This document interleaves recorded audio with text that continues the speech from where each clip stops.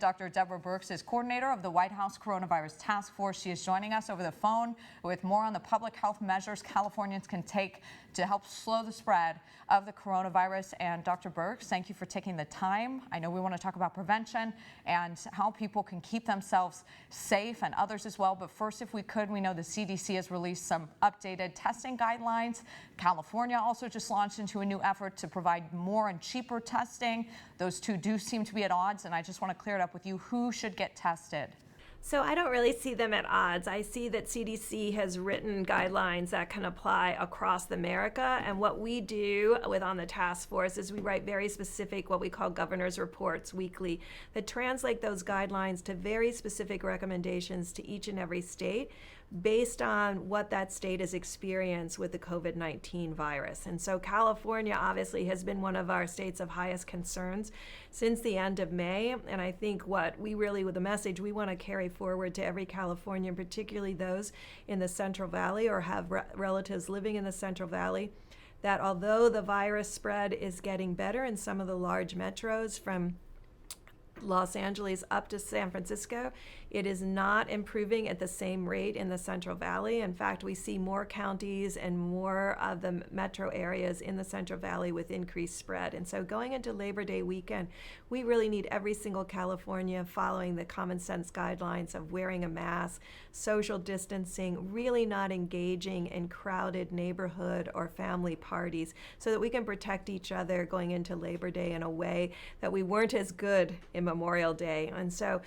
And in each of these tailored guidelines, we do really thank California for expanding their testing. We can see the number of tests increasing, and those need to also increase in the Central Valley so we can stop the community spread there. We know as more people get tested, the positivity rates are likely to change a little bit. California's has been 6.1 for the past 2 weeks as of yesterday. Should we be looking more at mortality rates as a determining factor and protecting people with possible comorbidities? Should that be more of a focus for us?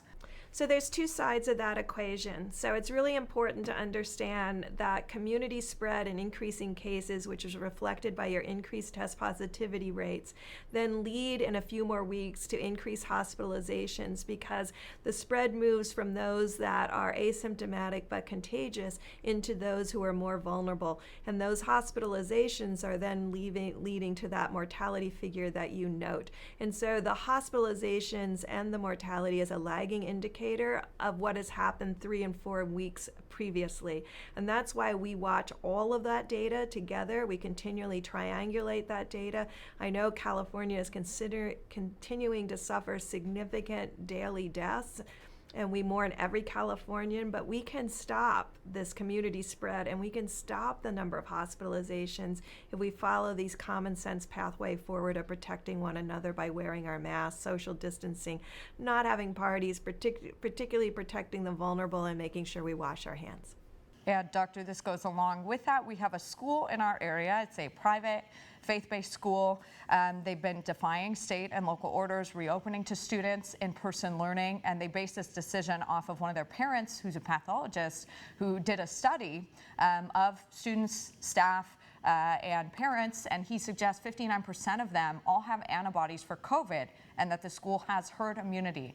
And that's what they're basing their decision to reopen on. Is that a possibility, and should those kids be in class?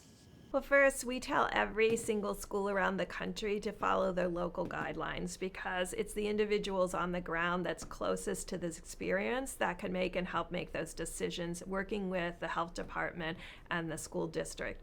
We also have traveled around this great country. I've been in 21 states, and I hope to be in California after Labor Day to really understand what's happening in every community and making sure that we're tailoring public health guidance for that community. I don't know that specific study, so I can't specifically comment. One thing I would raise, it's always incredibly important, is one, depends what kind of antibody they measured. Did they measure antibody to the spike protein? Did they measure antibody to neutralizing epitopes? These are all really important scientific questions to answer. And so because I don't have that data in front of me and as a data-driven public health official, I would have to actually see that data and understand what antibody they were measuring.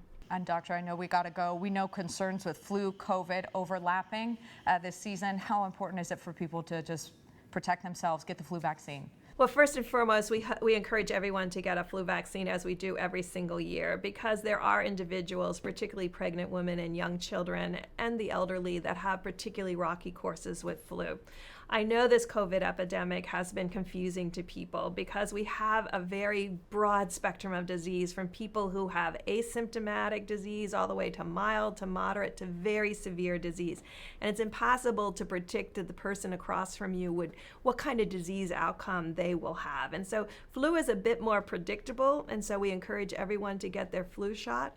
But this COVID-19, we can prevent the spread. And so that's why we're really talking to every Californian now.